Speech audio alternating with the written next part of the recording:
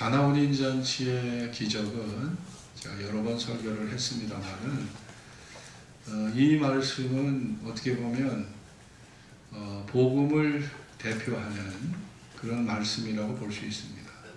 그래서 사실은 굉장히 이게 중요한 거예요. 중요하고, 예전에 제가 안산동산교회에 있을 때 남서울교회 그 홍정길 목사님을 우리가 특별 강사로 초대해서 말씀을 들었는데, 그분이 전한 말씀이 이 요한복음 2장입니다. 물이 변하여 포도주가 되는 이 말씀을 그분이 전하시더라고요. 그분이 그러니까 나름대로 자기가 깨달은 말씀 중에 제일 귀하다고 생각하기 때문에 전하지 않았겠습니까? 갈릴리 지역에는 이 가나라고 하는 지방이 있어요. 저도 성지순례 때 여기를 다녀왔는데 그 마을이 아주 작아요. 조그만 마을입니다. 근데 지금도 이제 그 성지순례객들을 위해서 포도주를 팝니다. 포도주를 파는데 거기 가면은 무조건 다 시음을 해야 돼요. 안 할 수가 없어. 근데 우리가 호기심이 생기잖아요. 물이 변하여 포도주를 만드신 예수님이 가나에서 포도주를 만드셨기 때문에 다 조금씩 시음을 다 하죠. 그리고 어떤 분들은 이 아주 그냥 성찬에 그 성찬용으로 포도주를 많이 사가시는 분도 계셔요. 그 포도주를 갖고 이제 성찬식을 하려고 지금도 그런 일이 벌어지고 있습니다. 그런데 이 물이 변해서 포도주가 된다는 것은 단순한 어떤 행위가 아니라 예수님이 장차 나타내실 그 위대한 종교의 내용을 이 말씀이 전하는 것이죠. 이 사건이 전하는 겁니다. 우리가 대통령을 취임한다든지 뭐 국방부 장관에 취임할 때 처음 하는 일이 굉장히 상징적인 일이거든요. 근데 대통령들이 대개 보면 취임하기 전에 국립묘지에 가서 참배를 해요. 어떤 의미일까요? 참배한다는 게 지금까지 나라를 위해서 목숨을 바쳐 애국한 그분들 선열들의 넋을 잊지 않겠다. 나는 정치를 해도 나는 애국하는 정치를 하겠다. 그런 의미에서 국립묘지에 헌화를 하고 참배하면서 대통령의 일정을 시작하는 것이죠. 그러니까 예수님이 오병이어의 기적을 처음 하실 수도 있었잖아요. 이때에. 그리고 나사로가 죽은 지 나흘 만에 나사로를 살리실 수도 있었잖아요. 그것을 처음 표적으로 택하실 수도 있었잖아요. 근데 그렇지 않으셨어요. 그렇지 않으시고 가나올인 잔치의 잔치자리에서 예수님이 당신의 표적을 행하신 겁니다. 표적이라는 것은 따라해 봅시다. 목적이 있는 기적. 여기에 그 목적이 있다는 거예요. 목적이 있는 기적이다. 표적하면 여러분 잘 마음에 감이 안 올 거예요. 표적이라는 게 도대체 뭐냐. 영어로는 이게 사인입니다. 사인인데 이것이 헬라말로 보면 이게 세메이온이라고 그랬죠. 제가 많이 여러분에게 귀에 익을 거예요. 세메이온. 세메이온이 표적인데 이 표적이 세메이온이 세마라는 말에서 이게 파생이 된 겁니다. 따라해 봅시다. 세마. 이 세마라는 게 뭐라고 그랬어요? 뜻이? 세마. 여러분 제가 엄청 많이 했는데 세마 뜻이 뭐예요? 예고. 따라해 봅시다. 예고. 세마가 예고예요. 예고. 어렵지 않아요. 예고. 그러니까 가나올인 잔치는 예수님이 앞으로 하실 공생애의 예고편이고, 예수님의 종교가 어떤 종교인가 그 종교의 예고편이고, 예수님이 우리에게 주신 축복의 예고편이 바로 가나올인 잔치의 이 사건이라는 거죠. 기적이라는 거죠. 그러니 그게 중요한 겁니다. 그래서 중요한 거죠. 여러분, 세례요한은 예수님보다 6개월 전에 태어난 사람이고 예수님의 길을 예비한 사람인데, 이 사람은 사람들을 향해 그렇게 얘기했어요. 독사의 자식들아, 누가 너희를 가리켜 임박한 진노를 피하라 하더냐. 회개에 합당한 열매를 맺으라. 그리하지 않으면 하나님께서 너희를 찍어버리시라. 아주 경고성 발언을 했고요. 세례 요한과 그의 제자들은 어떻게 보면 약대 털을 입고 가죽띠를 띠고 메뚜기와 석청은 나무와 바위 돌 사이에 석벌들 바위에 기생하는 석벌들이 모아놓은 꿀을 먹고 살았어요. 그게 석청입니다. 그러니까 세례 요한은 회개를 가리키고 금욕주의를 가리킨 거예요. 금욕주의. 절제하고 경건하게 사는 걸 가리켰거든요. 그 바리새인들은 장로들의 유전을 따라 철저하게 결례 항아리에 물로 음식을 먹을 때는 반드시 손발을 씻고 음식을 먹었습니다. 그러니까 세례 요한은 금욕주의 가리켰죠. 바리새인들은 규례를 가리켰습니다. 근데 예수님은 잔치로 시작했어요. 잔치로 시작됐다는 거예요. 그러니까 여기에 엄청난 의미가 숨어 있는 거죠. 잔치라는 것은 모든 게 다 음식이 풍성합니다. 저희 집에도 여러분 구정이 뭐예요? 잔치잖아요. 가족 잔치가 구정이고, 추석이 뭐예요? 가족 잔치예요.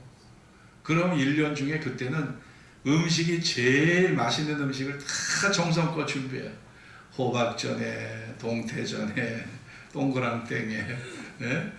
또 녹두전에, 또 거기다가 좀 돈 있는 집은 한우 갈비찜에 먹을 게 많아. 생선회에.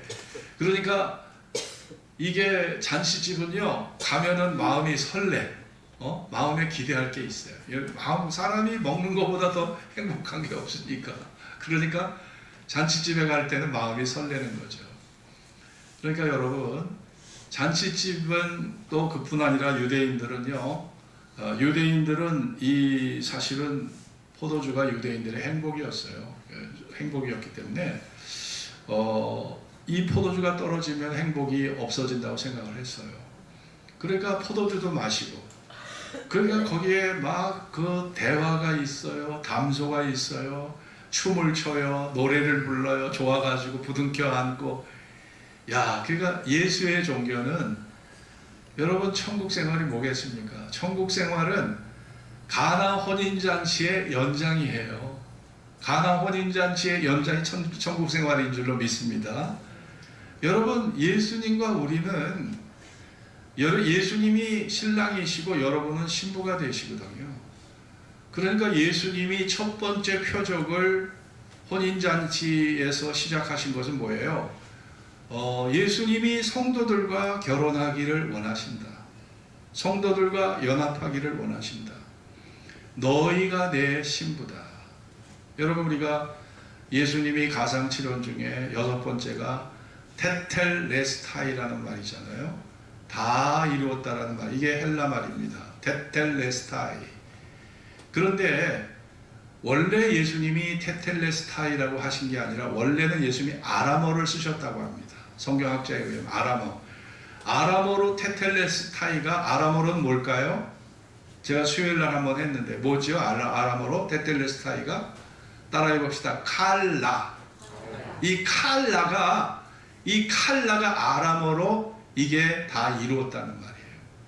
다 이루었다고. 또 하나, 이 칼라가 아람어로 무슨 의미가 있는 줄 아세요? 따라해 봅시다. 너희가 나의 신부다. 칼라라는 말 속에 이 말이 숨어 있는 거예요. 너희가 나의 신부다.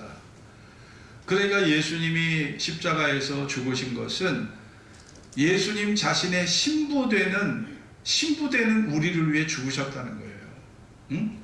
예수님의 신부되는 우리를 위해서. 그러니까 예수님은 우리의 고엘이십니다. 고엘, 기업 물을 자. 그러니까 고엘로서 예수님이 죽으셨다는 것을 가상칠언 그 다 이루었다는 말, 칼라라고 하는 말 속에 예수님이 우리의 고엘, 기업 물을 자가 되신다는 것. 예수님이 기업 물을 자, 기업 물을 닿는 것은 연대 책임을 진다는 것이고요.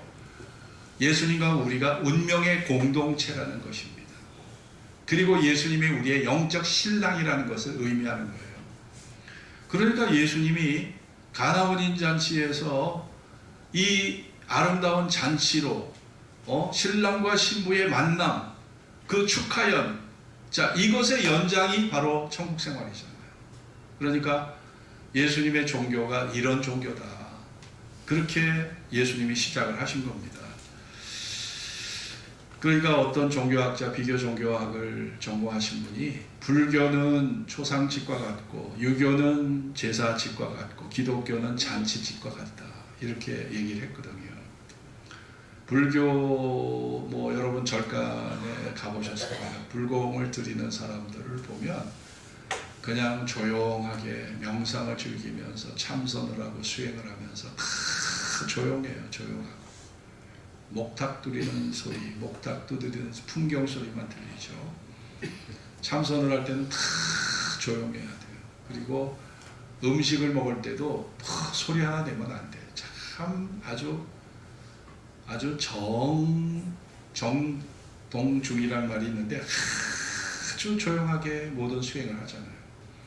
근데 기독교는 막 찬양이 넘쳐, 기도가 막 소리 질러, 기도가 넘치고 또 깔깔대는 웃음소리가 나고. 제가 예전에 미국에 그때 잠시 가서 안식년 휴가를 초기에 한번 가서 한 달을 있었던 적이 있는데, 제가 미국인 교회를 갔는데 예배드리기 전에 교인들끼리 서로 막 부둥켜 안고 축복을 해주는데 흑인 여자, 가슴이 이따만해, 이런 여자가 제게 오더니 God bless you 그러면서 막 끼어왔는데 저 뼈 부러진 줄 알았어. 얼마나 힘이 센지. 그러니까 거기는 예배드리기 전에 3명, 4명, 5명가 부둥켜 안고 God bless you 하면서 상대를 축복해줘요. 그러니까 이거 완전히 잔치집도 이런 잔치집이야. 우리는 사실 우리가 아직도 유교 문화를 탈피하지 못했다고 봐요. 저는 미국 사람들 드리는 예배 가보세요. 우리는 이게 진짜 우리는 너무 조용한 예배야 지금. 근데 미국 사람들 드리는 예배 드리고 활력이 넘쳐. 그런 걸 보거든요. 근데 그게 사실은 더 성경적인 거예요. 왜냐? 가나 혼인 잔치로 예수님의 공생의 삶이 시작이 됐고, 예수님의 표적, 예수님의 이게 예고편인데 앞으로 예수의 종교가 이렇다는 걸 보여주는 거잖아요. 그러니까 기뻐해야 되고 감사가 넘치고 서로를 축복해주고, 이게 맞는 거예요. 사실은 그렇게 해야 되는 겁니다, 예배가. 근데 우리는 지금 예배가 좀 너무 정적이지. 정적인데, 저도 그런 우리 한국적 토양에서 자라온 목사이기 때문에 그 정서적인 면을 다 저도 탈피를 못해요. 그러니까 아마 제가 그 흑인 여자가 미국 교회 갔을 때 이따만한 그 사람 120kg 정도 될 것 같아. 그런 사람이 와서 부둥켜 안아주니까 이거는 좋은 게 아니라 두렵더라고요. 이러다 뼈 부러지게 생겼다. 두려운 마음이 들었는데 정서적으로 맞지 않았어요. 그래서 좀 되게 곤란한 느낌을 받았거든요. 부담스러웠는데, 그러나 사실은 그게 더 사실은 성경적이라는 것을 부정할 수가 없죠. 여러분, 예수님께서 가나 혼인 잔치를 가셨는데 물이, 포도주가 사라졌어. 포도주가 떨어져 버린 거예요. 유대인들 결혼식 며칠 하는 줄 아세요? 일주일 합니다. 일주일 동안 거기서 먹고 자고 포도주 마시면서 일주일 동안 흥을 즐기거든요. 잔치를 즐깁니다. 근데 포도주가 떨어진 거예요. 그러니까 예수님의 어머니가, 오늘 이 본문을 보시면 2절, 3절 같이 읽읍시다. 2절, 4절 같이 읽읍시다. 예수와 시작. 예수와 그 제자들 혼인의 청함을 받았더니 포도주가 모자라니라. 예수의 어머니가 예수에게 이르되 저희에게 포도주가 없다 하니, 예수께서 가라사대 여자여 나와 무슨 상관이 있나이까? 내 때가 아직 이르지 못하였나이다. 자, 내 때가 아직 이르지 못해. 포도주가 떨어졌다는 것은 유대인의 경험에 보면, 따라해 봅시다. 포도주가 없으면 기쁨이 없다. 이게 유대인의 경험이에요. 포도주가 없으면 기쁨이 없대요. 그러니까 포도주를 마시는 재미로 인생을 사는데 포도주가 떨어졌다. 이거는 잔치자리, 혼인잔치에 이건 정말 찬물을 껴는 그런 행위였던 거예요. 그런 사건이었던 거죠. 그러니까 이게 결국 작은 사건이 아닌데, 예수님의 모친이 이 사실을 예수님에게 전합니다. 포도주가 떨어졌다고. 평소에 예수님이 해결사 노릇을 많이 하셨던 거죠. 그러니까 그런 말씀을 하신 겁니다. 근데 예수님이 하신 말씀이 여자여 당신이 나와 무슨 상관이 있습니까? 여자여. 이 여자여라는 말은 우리 한국적 표현에 어머니를 여자여라고 부르면 되게 건방진 소리고 아주 무례한 소리지만 원래 이 표현이 헬라말로 귀나이입니다. 귀나이. 귀부인. 네? 프랑스 말은 마담이에요. 마담은 사실은 귀부인을 뜻하잖아요. 근데 우리나라에서는 이게 안 좋게 쓰여지는데 이게 마담이란 얘기입니다. 귀부인. 그러니까 이집트 정복에 나섰던 안토니우스가 클레오파트라에게 한 말이 이 말에 귀나이라는 말을 했거든요. 귀부인. 예? 귀나이, 여자요. 여자애가 귀나이입니다.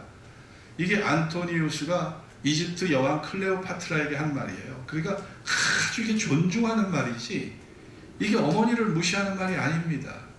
응? 그러니까 여자여 나와 무슨 상관이 있나니까 내 때가 아직 이르지 못했습니다. 내 때가 아직 이르지 못. 아직 하나님 예수님이 다 시간을 재고 계신 거, 시간을 재고 계신 거죠. 여러분들이 기도할 때 기도가 즉시 이루어지지 않으면 여러분들의 마음에 화가 치밀 때가 있어요. 야, 하나님이 날 버렸구나. 하나님이 내 기도는 듣지 않으시는구나. 누구 기도는 막 즉각 응답하신다는 간증을 내가 수없이 들었는데 나는 뭐야? 그러니까 이 사람이 기도하다가 실망을 하고요. 하나님 앞에서 깊은 소외감을 느껴요. 그래서 나는 하나님 앞에 버림받았다는 생각을 하거든요. 근데 오늘 이 말씀에 보면 자, 따라해 봅시다. 하나님의 때가 있다. 기다려야 되는 거예요. 여러분, 저도 기도를 참 열심히 하고 살아요. 지난주도 제가 3일 금식을 했고 교회에서 월요일부터 금요일까지 하루도 빠지 않고 교회에서 잠을 자고 제가 교회에서 잠을 자는 게 올 7월부터 112일을 잠을 잤어요. 작년 7월부터. 그러니까 딱 지난 금요일이 112일째였어요. 근데 저도 나름대로의 목표가 있어서 기도하는데 여러분이 기도할 때 기도가 이루어지지 않고 마음이 절망스러울 때 여러분 그때는 어떻게 해야 될까요? 그때 여러분에게 제가 팁을 하나 드리자면 여러분이 솔직한 마음의 감정을 솔직하게 하나님 앞에 털어놓으세요. 어떻게 털어놓냐? 하나님, 이럴 때는 제가 어떻게 해야 됩니까? 이럴 때는 제가 어떻게 해야 됩니까? 이럴 때는 제가 어떻게 해야 되는지 생각나게 하시고 방법을 좀 알려주세요. 이럴 때는 제가 어떻게 해야 되는지 생각나게 하시고 방법을 좀 알려주세요. 이렇게 여러분이 기도하면 하나님이 그 즉시 무슨 말씀을 주던가 환상을 주던가 즉시 응답하지는 않는데 제 경험에 의하면 그렇게 기도하고 잠을 자잖아요. 잠을 자고 아침에 딱 깨어났을 때 어제 했던 그 기도의 응답이 딱 깨어났을 때 머리에서 딱 생각이 나요. 여러분 한번 그렇게 해보세요. 여러분이 의문점이 있다든지 소외감을 느낀다든지 나는 버림받았다는 생각을 한다든지 내가 버림받았다고 생각하면 하나님 제가 하나님이 절 버리신 겁니까? 제가 이 버림받았다는 소외감을 느끼는데 하나님 앞에 하나님이 날 버렸다는 소외감을 느끼는데 이럴 때는 제가 어떻게 해야 됩니까? 하나님의 뜻을 저에게 보여주시고 하나님 내가 앞으로 살아갈 방법을 알려주시고 이 영적 위기를 극복할 수 있도록 나를 도와주세요. 여러분이 그렇게 기도하고 잠을 자면 그 다음날 아침에 딱 깨어났을 때 눈을 딱 떴을 때 여러분 마음속에 뇌리처럼 하나님의 뜻이 들어올 거예요. 하나님이 그렇게 해주실 거예요. 제가 얼마 전에도 기도하는데 제가 하나님 앞에 저는 돈을 달라고 기도하고 있습니다. 물질의 문제 해결해 달라고 기도하는데 제가 물질의 문제가 아직 해결이 안 됐어. 그러니까 하나님 앞에 제가 기도했습니다. 잠을 자면서 하나님 이럴 때는 제가 도대체 어떻게 해야 됩니까? 언제까지입니까? 어떻게 해야 됩니까? 언제까지입니까? 하나님, 제가 언제까지 답답한 가슴으로 살아야 됩니까? 그리고 이제 딱 잠을 잤는데 하나님이 아침에 딱 깨어나는 저한테 하시는 말씀이, 야, 강 목사야, 네가 원하는 액수의 돈을 내가 너한테 주면 네가 목회하겠냐? 목회가 쉬운 거 아니다. 설교 준비해야 되고 교인들 눈치 보고 살아야 되고 교인 한 사람 한 사람 다 신경 쓰고 살아야 되고 때로는 불편한 전화도 받아야 되고 장례식 치러야 되고 긴장 속에 살아야 되고 교인들 위해서 금식해야 되고 기도해야 되고 해줘야 되고 목회 쉬운 거 아닌데 네가 원하는 돈 내가 너한테 수중에 쥐어주면 너 앞으로 네가 목회하겠냐? 야, 그 말에 제가 할 말이 없더라고요. 하나님 제 전곡을 탁 찌르시더라고요. 그러니까 알았습니다. 그렇다면 제가 최소한의 물질을 구하겠습니다. 제가 너무 과다한 물질 구하지 않고 최소한의 물질을 구하겠습니다. 저에게 중요한 것은 돈이 아니라 사명 감당하면서 하나님 뜻대로 사는 게 더 중요하니까. 네, 그래도 그 기본적인 자세는 있으니까 제가 그렇게 하나님 앞에 타협을 했다니까요. 그러니까 여러분, 지금 이렇게 위기가 다가왔어요.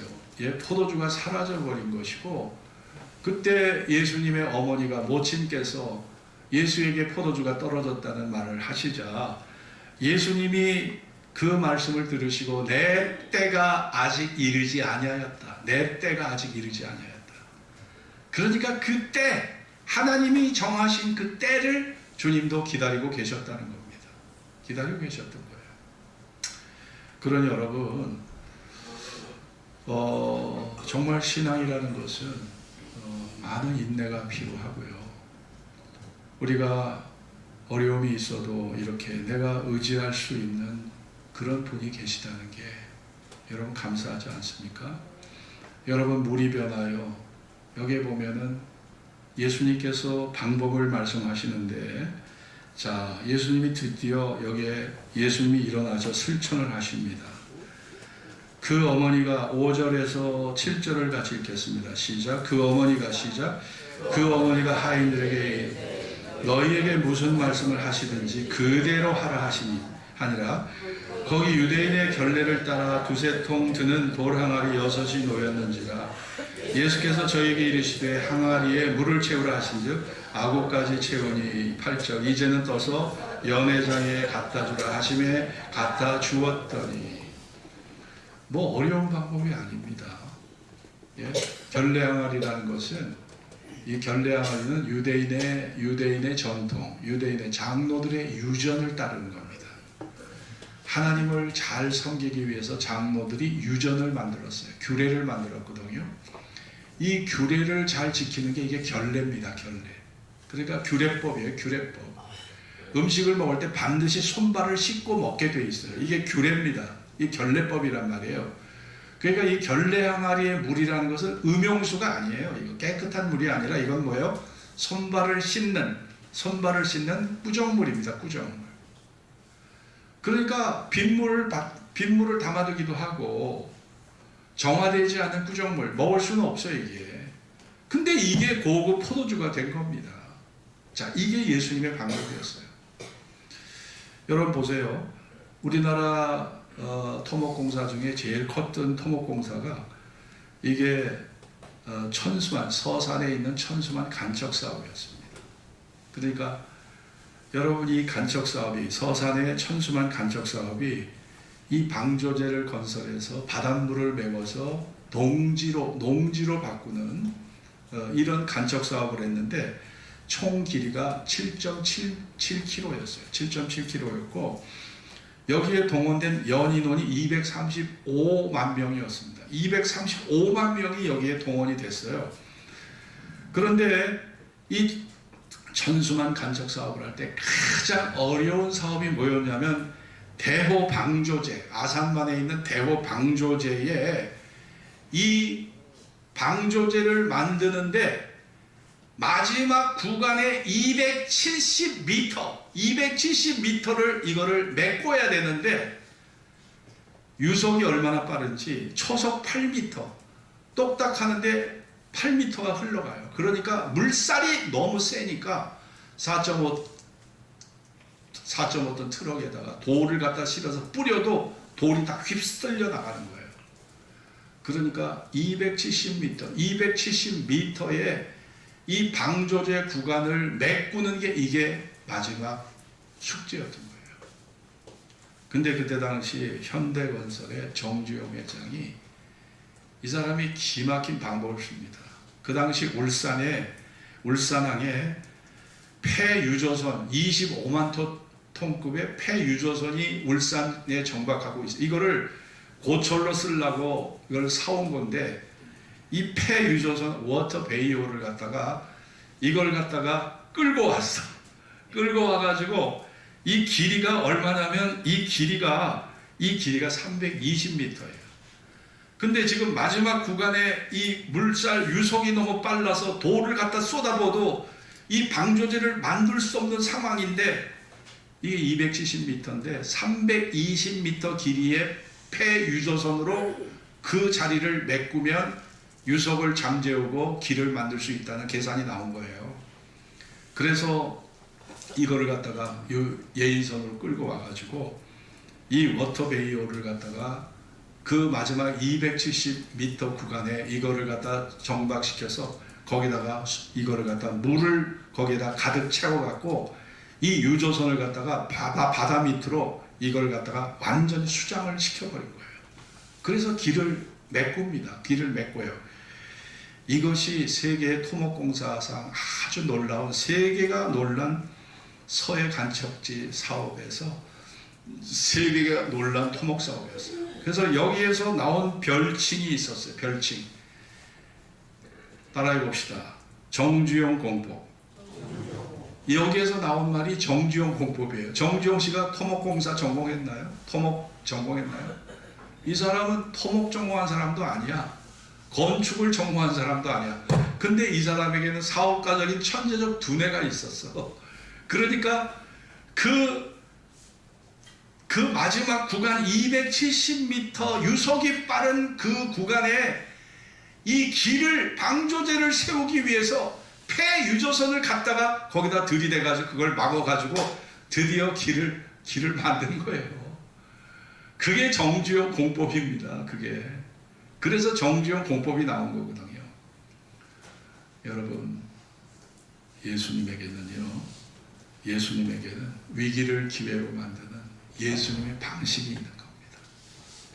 그래서 천재적인 사람들은 천재적인 방법으로 우리가 감히 상상할 수도 없는 문제를 해결합니다. 여러분, 우리가 한 사람이 죽으면 죄가 됩니다. 죄가 돼요. 저희 어머니가 90세에 돌아가셨을 때 참담했던 것이 어머니의 시신이 벽제 화장터에 들어가서 2시간 만에 한 줌의 재로 나오는데 볼 수가 없어. 어머니가 90년 살아왔던 그 육신이 한 줌의 재가 돼서 나온다 볼 수가 없더라고요. 그거를 유골함에 담을 때 볼 수가 없어. 그게 자녀들의 마음이었어요. 여러분, 우리 육신은 한 줌의 재가 됩니다. 흙이 되는 거예요. 그런데 여러분, 예수님에게는 방법이 남아 있어요. 그 재가 된 우리의 육신을 부활로 바꾸는 것, 부활로 바꿔주시고 부활의 몸으로 다시 살게 하는 것, 이거는 예수님의 방식으로 이루어지는 겁니다. 여러분이 상식적으로, 합리적으로, 논리적으로, 세상의 연륜과 경험으로, 어떤 사람의 상담으로도 여러분이 상상할 수 없는 것이, 여러분 보세요. 인간 세계에도 이렇게 정주영 공법이 통하지 않아요. 하물며 하나님이 전지전능한 능력으로 여러분을 살리겠다는 하나님의 사랑의 의지가 있는데 무엇을 두려워하십니까? 무엇을 두려워하십니까? 하나님이 사랑의 의지로 여러분을 살리겠다고 하면 무슨 문제가 해결이 안 됩니까? 생각해 보시라고요. 그러니까 중요한 것은 하나님의 사랑의 의지예요. 사랑의 의지고, 약속을 성취하시는 하나님의 그 약속의 성취를 믿는 믿음이 중요한 것입니다.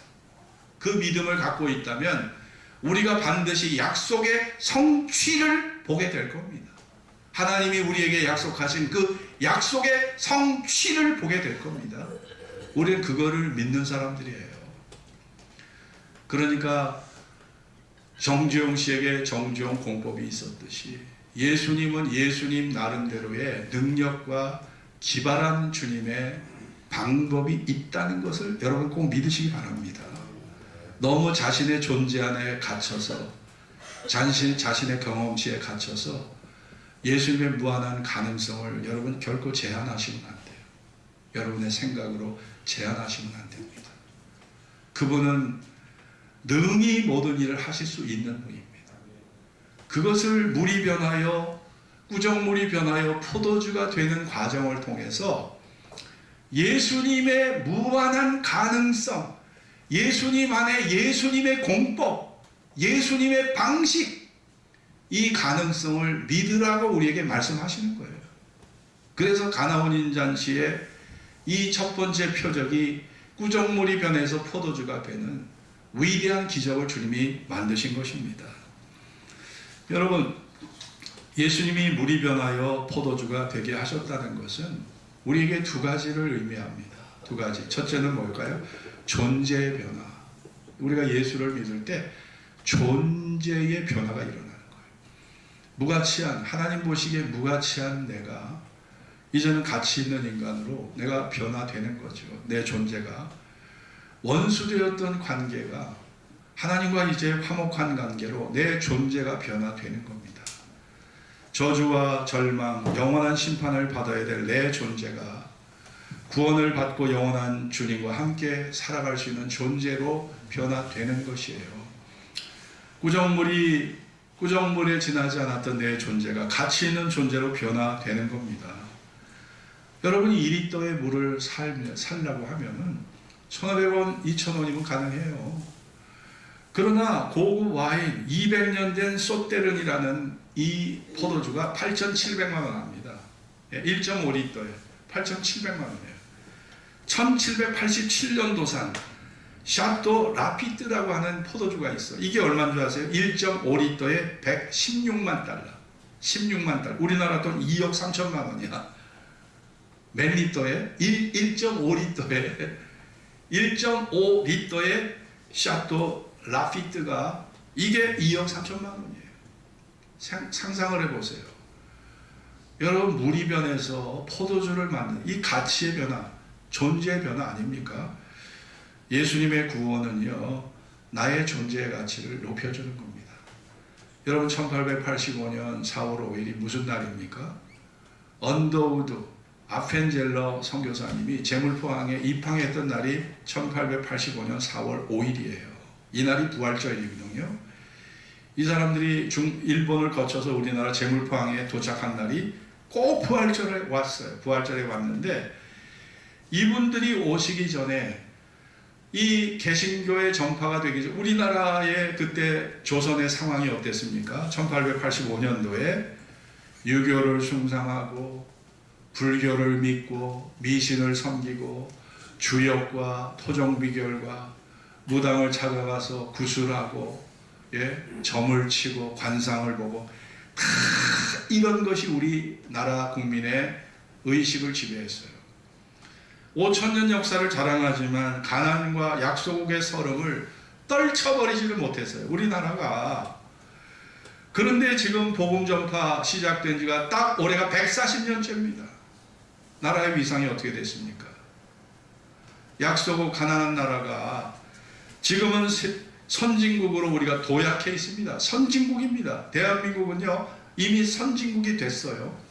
그리고 세계가 주목하는 나라가 됐습니다. K-팝, K-푸드, K-방산, K-조선, K-반도체. 우리나라를 세계가 주목하고 있어요. 세계가. 이게 우리나라 국민성이 좋아서 그런 겁니까, 여러분? 그걸 국민성에서 여러분 답을 얻으시나요? 아니죠. 우리가 복음을 받아들이고 우리 남한 사람들이 다 예수 믿는 건 아니지만 그래도 우리 기독교를 받아들였을 때 하나님께서 우리 민족의 가치를, 국가의 가치를 높여주셔서 오늘날 세계에서 주목받는 민족, 주목받는 국가가 되게 하신 것, 이거 아니겠습니까? 꾸정물과 같은 존재였던 우리 조선이 이제는 고급 와인이 되어 있어요. 이게 우연이 아닌 거죠. 이게 국가적 차원도 그렇고 개인적 차원도 그런 거예요. 개인적으로도 여러분이 예수 믿어서 여러분이 정말 진실하게 예수를 믿으면 내 존재가 가치 있게 변화된다 믿습니다. 내 존재가 가치 있게 변화되는 거예요. 저도 예수 믿어서 53년을 예수 믿어서 제 존재의 가치가 얼마나 변화됐는지 몰라. 저는 목회자가 될 사람도 아니에요. 우리 집안은 목회자 집안도 아니에요. 그런데 하나님이 저를 귀하게 가치 있게 세워주시는 걸 보면 여러분, 국가가 그렇고 대한민국이 그렇고 내 존재가 그런 거죠. 물이 변하여 꾸정물이 변해서 고급 포도주 와인이 됐다는 것은요, 이것은 우리에게 예수의 종교가 어떤 종교인가, 예수의 종교는 존재의 변화를 일으킬 뿐 아니라 예수의 종교는 우리에게 뭐를 갖다 줍니까? 따라해 봅시다. 신분의 변화. 여러분을 신분의 변화, 마귀의 자녀에서 하나님의 자녀로, 이 땅의 시민권자가 이제는 하늘의 시민권자로, 가난하고 평범한 내 존재가, 내 신분이 하늘의 상속자, 아버지의 상속자로, 왕같은 제사장으로 영원히 다스릴 그런 우리에게 왕같은 권세로 하나님이 우리에게 주신다는 겁니다. 은혜를. 여러분의 존재가 변할 뿐 아니라 신분이 변했다는 걸 아셔야 돼요. 여러분의 신분이 변해 있어요. 우리가 룻기를 보면 룻기에 룻이라는 여자, 이방 여자입니다. 모압 여자예요. 유대인들이 상종을 하지 않는 여자입니다. 모압이라는 여자는 뿌리를 캐보면 롯이 소돔과 고모라가 멸망할 때 롯의 4식구만 살아남았는데 엄마는 중간에서 죽어버렸어. 엄마가 소금 기둥이 됐어. 롯의 2 딸들이 우리가 자손을 전파하기 위해서 아버지한테 독주를 마시우게 하고 아버지와 동침하자. 그래서 얻은 아들이 모압과 암몬이에요. 이 사람들은, 이 모압과 암몬은 출생부터가 불량해. 출생부터가 불량하고 출생부터가 근친상간의 죄를 지어서 나온 열매들이야. 그러니 여러분, 유대인들이 모압을 어떻게 봤을까요? 모압 여자를 어떻게 봤겠습니까? 모압 여자를 상종을 하지 않아요. 근데 이 모압 여자가 베들레헴에 와가지고 보아스를 만나. 보아스가 바로 기업 물을 자였던 거죠. 근데 이 사람이 룻을 받아들일 때 3가지 은총을 룻이 입게 됩니다. 첫 번째가 뭐예요? 무조건적 선택. 그 사람의 과거, 그 사람의 처지, 그 사람의 신분 묻지도 따지지도 않았어. 무조건적 선택. 이 사람 결혼했던 여자입니다. 룻이라는 여자는 결혼했던 여자. 그리고 보리와 밀에 이삭을 주어서 이걸로 스프 끓여 먹는 여자예요. 아주 가난하기 짝이 없는 여자예요. 몰골이 아름다웠겠어요? 무슨 옷을 제대로 입고 다녔겠습니까? 얼굴에다 분칠이라도 제대로 했겠냐고요. 초라하기 짝이 없는 여자. 그러나 묻지도 따지지도 않고 보아스가 무조건 받아들여요. 결혼하면서 보아스가 가졌던 신분, 사회적 신분, 보아스가 가졌던 경제적 기반, 보아스가 가졌던 사회적인 지위, 고스란히 같이 누리게 된 거죠. 운명의 공동체가 된 거고. 3번째가 뭐예요? 3번째가 영광스러운 지위에 오른 겁니다.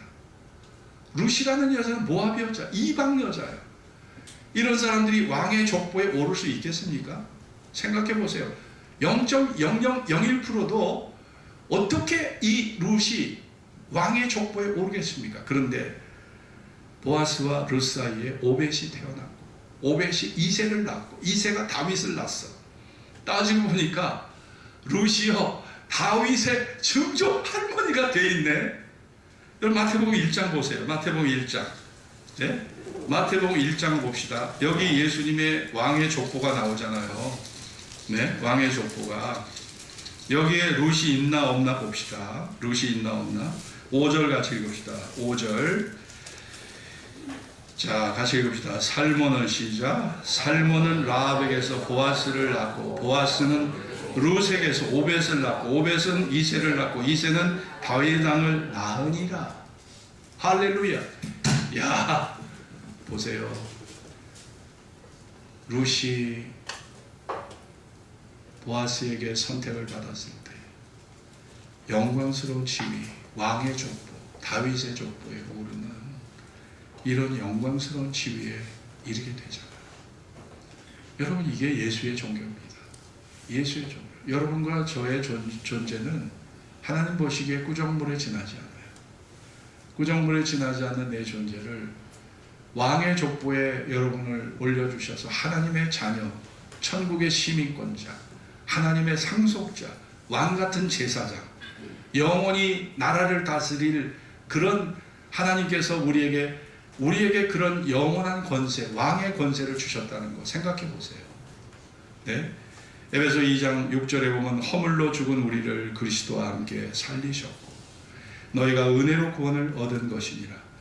또 함께 일으키사 그리스도 예수 안에서 함께 하늘에 앉히시니, 함께 하늘에 앉히셨다. 여러분의 신분의 변화, 하늘처럼 높게 하셨다는 거예요. 여러분이 세상 살아갈 때 여러분 예수 믿는 거 여러분 주변 사람들 부러워합니까? 여러분이 예수 믿는 거 주변 사람들이 부러워합니까? 부러워했다면 여러분 따라서 교회 왔겠죠. 부러워하지 않아요. 요즘 사람들. 왜 부러워하지 않을까요? 하나님의 약속을 믿지 않아. 하나님의 존재를 믿지 않아. 내세를 믿지 않아. 하나님이 주신 약속의 성취를 믿지 않아. 그러니까 여러분과 저를 절대 부러워하지 않는 거예요.